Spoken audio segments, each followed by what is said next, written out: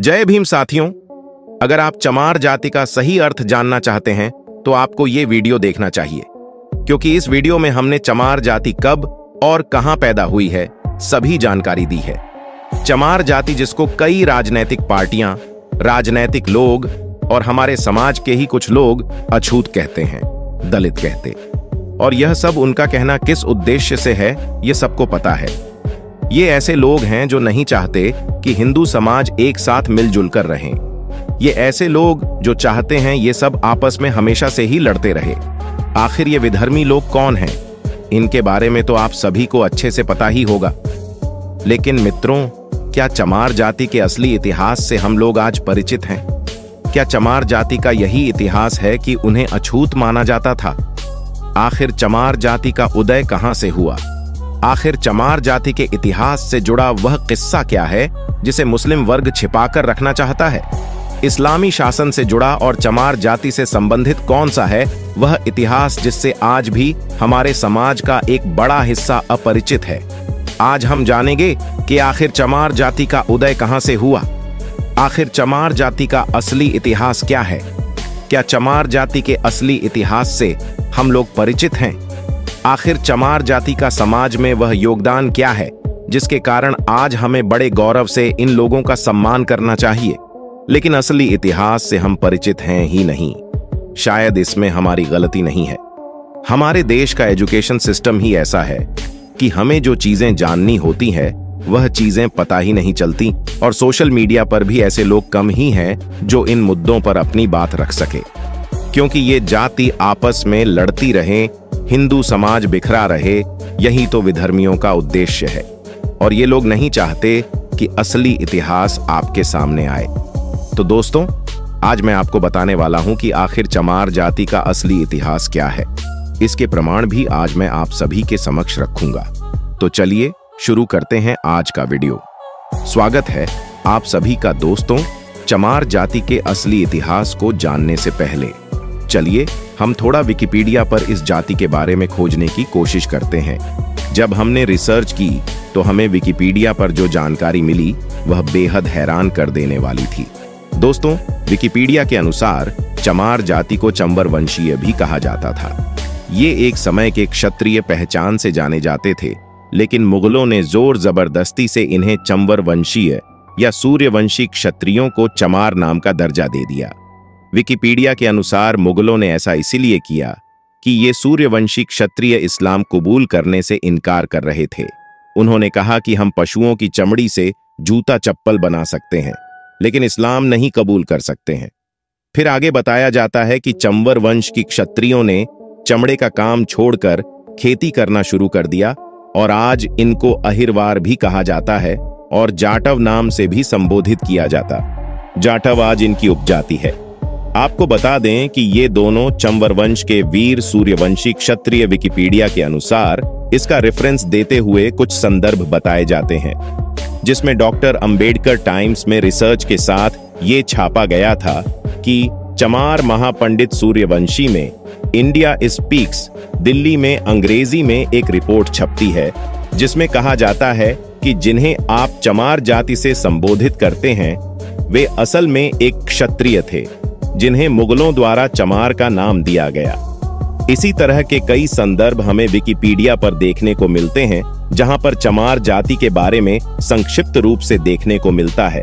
इसके अलावा एक और वेबसाइट जिसका नाम बहुजन इंडिया 24 news.com है, हमने उसके पन्ने खंगाले। वैसे भी ये साइट है जो लगातार दलितों से संबंधित मुद्दों को ही उठाती है जो देश भर में हो रहे हैं।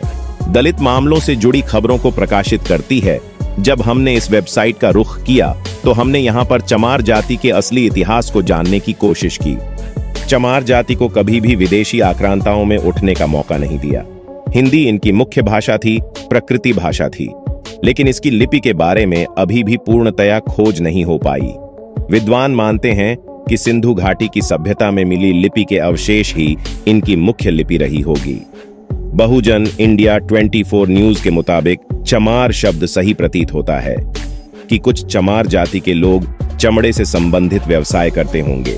परंतु इसके विपरीत चमार कोई जाति नहीं थी, बल्कि राजशाही चंवर वंश था और एक समय तक भारत समेत मध्य एशिया तक इसका शासन था। इसका शासन सिंधु नदी के दोनों तरफ था।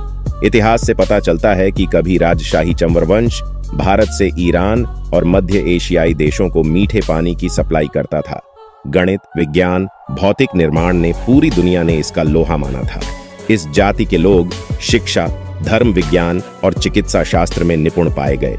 लेकिन आज अधिकांश चमार जाति के लोग कृषक, मजदूर, बुनकर ही आदि कार्यों से अपना पालन पोषण कर रहे हैं। दोस्तों, आपको बता दें कि भारत में आजादी से पहले अंग्रेजों ने चमार रेजिमेंट का गठन भी किया था और चमार रेजिमेंट का गठन हुआ था 1 मार्च 1943 को और चमार रेजिमेंट काफी मजबूत बटालियन मानी जाती थी। और दोस्तों, चमार रेजिमेंट के गठन के बाद इसको कुछ समय बाद खत्म कर दिया गया। इसके पीछे एक बहुत बड़ी घटना देखने को मिलती है, जहां पर आजाद हिंद फौज से मुकाबला करने के लिए चमार रेजिमेंट को अंग्रेजों ने सिंगापुर भेजा था। उस समय रेजिमेंट के कैप्टन थे मोहन लाल कुरील, जिन्होंने यह देखा कि चमार रेजिमेंट के सैनिकों के हाथों अंग्रेज हमारे अपने ही देशवासियों को मरवा रहे हैं। फिर क्या था, उन्होंने इसको शामिल किया और अंग्रेजों से भिड़ जाने का निर्णय किया। तब उन्होंने अंग्रेजों से लड़ते हुए सैकड़ों भारतीय सैनिकों की जान बचाई थी और चमार रेजिमेंट भंग कर दी गई, जिसके बाद कैप्टन मोहन लाल कुरील को भी बंदी बना दिया गया। फिर भारत आजाद होने के बाद उनको रिहा भी कर दिया गया। तो दोस्तों, अब आपने देखा कि कैसे चमार जाति का इतिहास न सिर्फ प्राचीन भारत में बल्कि आधुनिक भारत में भी कितना गौरवशाली रहा है। अब आते हैं चमार जाति के उस इतिहास पर जो कि सीधे तौर पर इस्लामी शासन को संदर्भित करता है, और वो ऐसा इतिहास है जो लोग नहीं चाहते हैं कि यह आज लोगों के सामने आए, इसलिए शायद इसकी कभी चर्चा ही नहीं की जाती। दोस्तों, जब हम चमार जाति को लेकर इतिहास के पन्नों में जाते हैं तो हमें एक शख्स का नाम देखने को मिलता है, जिसका नाम है सिकंदर लोधी, जिसका शासनकाल 1489 से 1517 तक रहा। सबसे खास बात यह है कि इसके शासनकाल से पहले पूरे भारतीय इतिहास में चमार नाम का उल्लेख ही नहीं मिलता। आज हम जिन्हें चमार जाति से संबोधित करते हैं, जिनके साथ छुआछूत का व्यवहार करते हैं, दरअसल वह वीर चंवर वंश के क्षत्रिय, जिसका प्रमाण मैं पहले ही दे चुका हूं, और सिकंदर लोधी ने चमार घोषित करके अपमानित करने की चेष्टा की। और यह बात मैं नहीं कह रहा, ये बात भारत के सबसे विश्वसनीय इतिहास लेखकों में से कर्नल जेम्स टॉड कह रहे हैं। जी हां, कर्नल जेम्स टॉड ने अपनी पुस्तक द हिस्ट्री ऑफ राजस्थान में चंवर वंश के बारे में विस्तार से लिखा। इसके अलावा प्रख्यात लेखक डॉक्टर विजय सोनकर शास्त्री ने भी इस पर गहन शोध किया, जिसके बाद इन्होंने एक पुस्तक में इस शोध को प्रकाशित किया, जिसका नाम था हिंदू चर्म। हमारी जाति एक स्वर्णिम गौरवशाली राजवंशी इतिहास। दोस्तों, अध्ययन के बाद पता चलता है कि इस चंवर वंश का उल्लेख महाभारत के अनुशासन पर्व में भी मिलता है। डॉक्टर शास्त्री के अनुसार प्राचीन काल में ना तो कोई चमार शब्द था और ना ही कोई जाति थी। इसके अलावा एक बेहद फेमस मुस्लिम लेखिका हैं, जिनका नाम है डॉक्टर हमीदा खातून। वो अपनी पुस्तक अर्बनाइजेशन में लिखती कि मध्यकालीन इस्लामी शासन से पहले भारत में चर्म व सफाई कर्मी के लिए किसी विशेष जाति का एक भी उल्लेख नहीं किया जाता। हिंदू चमड़े को निश्चित मानते थे ही, ये समझते थे, लेकिन भारत में मुस्लिम शासकों के आने के बाद इसके उत्पादन के भारी प्रयास किए गए। अगर आप सोचिए कि जब चमार जाति को हिंदू ही कहा जाता था और प्रत्येक हिंदू, फिर चाहे वह किसी भी जाति का क्यों ना हो, उस चमड़े से आज भी घृणा करता, और हमारे तमाम दलित भाई ऐसे हैं जो पूजा पाठ भी करते हैं। अब जरा सोचिए, जो लोग पूजा पाठ करते थे, जो हिंदू धर्म में आस्था रखते थे, आखिर वो चमड़े का काम कैसे कर सकते हैं? भारत में मुस्लिम शासकों के आने से पहले भारत में किसी भी प्रकार के चमड़े का काम नहीं किया जाता था, लेकिन जैसे ही मुस्लिम साथ साथ आते हैं, तब इसके उत्पादन के भारी प्रयास शुरू कर दिए जाते हैं और यह काम दे दिया जाता है चमारों को। लेकिन कैसे? चलिए ये भी जानते हैं।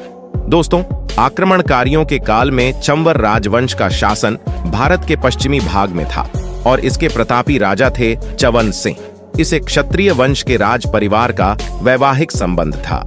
बप्पा रावल वंश के साथ राणा सांगा व उनकी पत्नी जाली रानी ने च्यवन सिंह से संबंध रखने वाले संत रविदास जी को अपना गुरु बनाया था और उनको मेवाड़ के राजा गुरु की उपाधि दी थी और उनसे चित्तौड़ के किले में रहने की भी प्रार्थना की थी। तमाम ऐतिहासिक दस्तावेजों में इसका जिक्र मिलता, जिसमें संत रविदास के चित्तौड़ किले में कई महीने रहने का उल्लेख मिलता है और वहां पर उनके महान व्यक्तित्व एवं उपदेशों से प्रभावित होकर बड़ी संख्या में लोगों ने अपना गुरु माना शुरू कर दिया और तमाम लोग उनके अनुयायी हो गए। और इसी का परिणाम है कि आज भी विशेषकर पश्चिम भारत में जहां संत रविदास जी थे, बड़ी संख्या में आज भी रविदासी पाए जाते हैं। आज भी राजस्थान में अगर आप चमार जाति के व्यवहार को देखते हैं तो वह बिल्कुल राजपूत तो जैसा ही है। औरतें लंबा घूंघट रखती हैं, आदमी ज्यादातर मूंछ रखते हैं, पगड़ी रखते हैं। संत रविदास की इतनी प्रसिद्धि बढ़ने लगी कि इस्लामिक शासन घबरा गया। सिकंदर लोदी ने मुल्ला साधना फकीर को संत रविदास को मुसलमान बनाने के लिए सिकंदर लोदी जानता था कि यदि रविदासीय लोग इस्लाम स्वीकार कर लेते हैं तो भारत में बहुत बड़ी संख्या में इस्लाम मतावलंबी हो जाएंगे, लेकिन उसकी सोच धरी की धरी रह गई। स्वयं मुल्ला सतना फकीर व संत रविदास को मुसलमान बनाने के लिए गया था। वह खुद पराजित हो गया और कोई उत्तर नहीं दे पाया और संत रविदास से उनकी भक्ति से प्रभावित होकर अपना नाम उसने रामदास रख लिया और स्वयं हिंदू बन गया। अब दोनों संत मिलकर हिंदू धर्म के प्रचार में लग गए, जिसके फलस्वरूप सिकंदर लोदी आग बबूला हो गया। उसने संत रविदास को कैद कर लिया और इनके अनुयायियों को उसने चमार और चांडाल घोषित कर दिया और उनको बंदी बनाकर उनसे कारावास में खाल और चमड़ा पीटने, जूती बनाने इत्यादि निम्न काम करवाए। सिकंदर लोधी की यह शर्त थी, या तो इस्लाम स्वीकार कर लो या फिर ऐसे काम करो। लेकिन उन्होंने कहा कि वेद धर्म सबसे बड़ा अनुपम सच्चा ज्ञान, फिर मैं क्यों छोड़ूं, इसे पढ़ लूं। कुरान वेद धर्म छोड़ू नहीं कोशिश करो। 1000 तिल काटो चाही। गो अंग कटा संत रविदास पर हो रहे अत्याचारों के प्रति उत्तर में चंवर वंश के क्षत्रियों ने दिल्ली को घेर लिया। इससे भयभीत होकर सिकंदर लोदी ने संत रविदास को छोड़ दिया। संत रविदास का यह दोहा देखिए आप, जिसमें वे कहते हैं कि बादशाह ने वचन उच्चारा मत प्यारा, इस्लाम हमारा खंडन करें उसे रविदास, आ उसे एक करो। प्राण को नाशा जब तक राम नाम रखलावे, दाना पानी यहां नहीं पा, वे जब इस्लाम धर्म स्वीकार ए मुख से कलमा आप उच्चारे पढ़ें, नम आज जब भी चित्त लाई दाना पानी तब यहां पाई।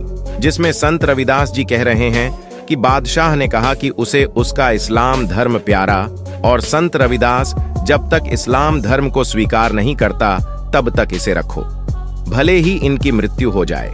जब तक यह इस्लाम को नहीं स्वीकारते, अपने मुंह से कलमा नहीं पढ़ते, तब तक इसको खाना पानी ना दिया जाए। लेकिन समस्या तो यह है कि हमने और आपने कभी भी संत रविदास को अच्छे से पढ़ा ही नहीं। हमने उतना ही पढ़ा जितना हमें आवश्यकता है अपना एजेंडा चलाने के लिए, फिर चाहे वो हिंदू हो या फिर हमारे दलित भाई ही क्यों ना हो। अगर हम संत रविदास जी के दोहों को अच्छे से पढ़ते हैं तो उसमें साफ साफ समय के समाज का चित्रण है, जो बादशाह सिकंदर लोधी की अत्याचार, इस्लाम में जबरदस्ती धर्मांतरण और इसका विरोध करने वाले हिंदू ब्राह्मणों व क्षत्रियों को निम्न कर्म में धकेलने की ओर संकेत करता है। जब अंश के वीर क्षत्रिय हैं जिन्हें सिकंदर लोधी ने चमार बनाया और हमारे और आपके हिंदू पुरखों ने उन्हें अछूत बनाकर इस्लामी बर्बरता का हाथ और मजबूत किया, हमारा भी दोस्त इसमें बराबर का है। लेकिन देखिए, इस समाज ने पद दलित और सम्मानित होना तो स्वीकार किया, लेकिन विधर्मी होना स्वीकार नहीं किया, और आज भी यह समाज हिंदू धर्म का आधार बनकर खड़ा हुआ नमन है। ऐसी जाति को तो दोस्तों क्या सोचना है आपका? चमार जाति के इतिहास के बारे में कमेंट करके जरूर बताएं। यदि आपको हमारे द्वारा बनाई गई ये वीडियो पसंद आई है और आप चाहते हैं कि हम आपके लिए रोजाना ऐसी ही वीडियो लाते रहें, तो हमें फाइनेंशियल सपोर्ट करें। दिए गए QR कोड को स्कैन करके हमें आर्थिक मदद भेज सकते हैं, जो कि इस समय हमें इसकी बहुत ही आवश्यकता है। दोस्तों, आज की वीडियो में बस इतना ही। इस चैनल पर मैं सिर्फ बाबा साहेब के जीवन से जुड़ी छोटी बड़ी सभी जानकारी लेकर आता रहता हूं। यदि आप बाबा साहब को पसंद करते हो और इनके बारे में और अधिक जानना चाहते हो तो हमारे अंबेडकर साहेब जी YouTube चैनल को सब्सक्राइब कर लें। वीडियो को पूरा देखने के लिए धन्यवाद। आपका दिन शुभ हो।